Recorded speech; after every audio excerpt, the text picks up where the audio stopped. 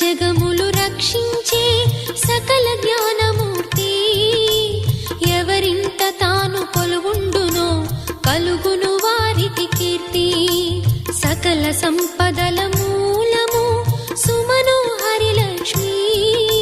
శ్రీ చక్రవాసిని మాత శ్రీ విష్ణు ధర్మ పత్ని. తనని నమ్మిన భక్తులకు దరిద్రమును బాపు.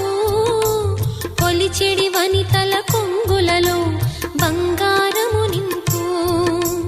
అష్టలక్ష్ముల రూపున అవతారం దాల్చినది. కష్టములను తొలగించగా భూమిలో వెలసినది. లక్ష్మీదేవి కథ శ్రీ లక్ష్మీదేవి కథ.